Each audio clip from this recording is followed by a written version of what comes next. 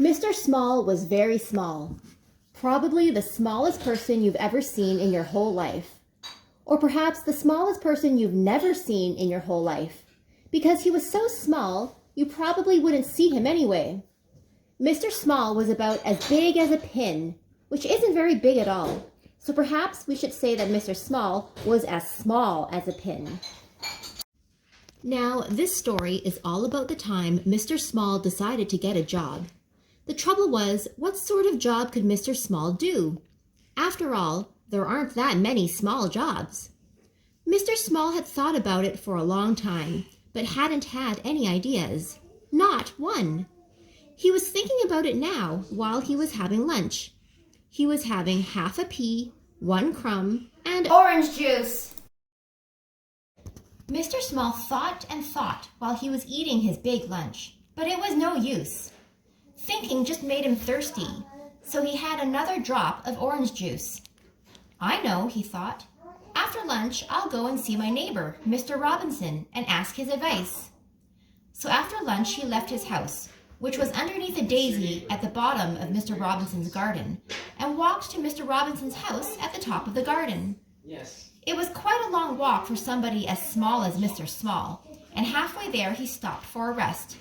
He sat on a pebble, feeling out of breath. A worm crawled by and stopped. "Good afternoon, Mr. Small," said the worm. "Good afternoon, Walter," said Mr. Small to the worm, whom he knew quite well.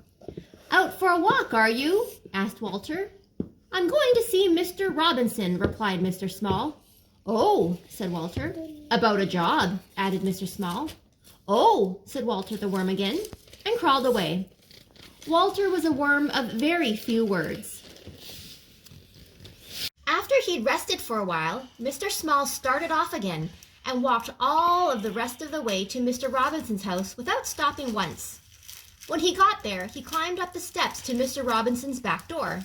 He knocked on the door. Nobody heard him. He knocked again on the door.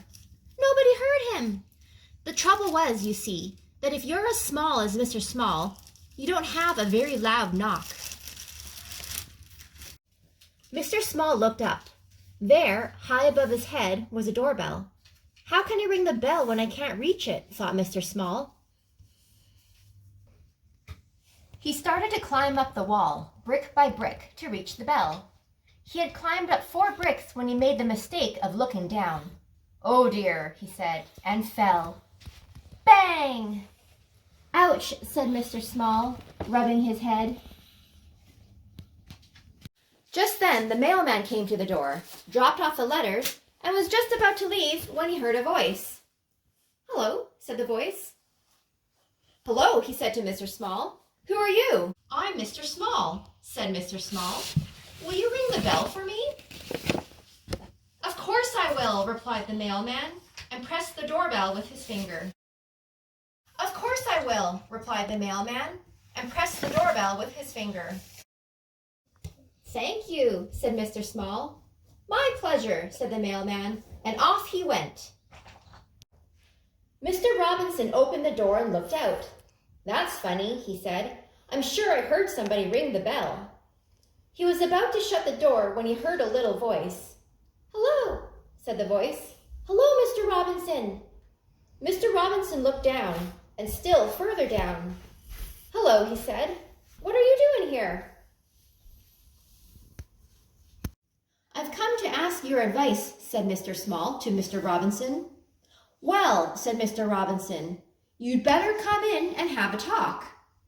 Mr. Small followed Mr. Robinson into the house and perched on the arm of Mr. Robinson's favorite chair. Mr. Small told Mr. Robinson how he couldn't think of a job that he could do. Mr. Robinson sipped a cup of tea and listened.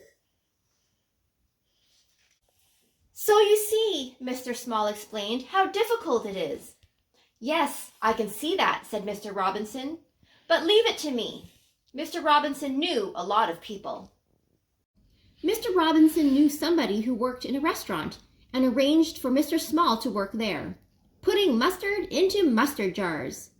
But Mr. Small kept falling into the jars and getting covered in mustard, so he left that job. Mr. Robinson knew somebody who worked in a candy store and arranged for Mr. Small to work there, serving candies. But Mr. Small kept falling into the candy jars, so he left that job. Mr. Robinson knew somebody who worked in a place where they made matches and arranged for Mr. Small to work there, putting matches into boxes. But Mr. Small kept getting shut in the boxes with the matches, so he left that job too. Mr. Robinson knew somebody who worked on a farm and arranged for Mr. Small to work there, sorting out the brown eggs from the white eggs. But Mr. Small kept getting trapped by the eggs, so he left that job. "What are we going to do with you?" Mr. Robinson asked Mr. Small one evening. "Don't know," said Mr. Small in a small voice. "I've got one more idea," said Mr. Robinson. "I know somebody who writes children's books. Perhaps you could work for him."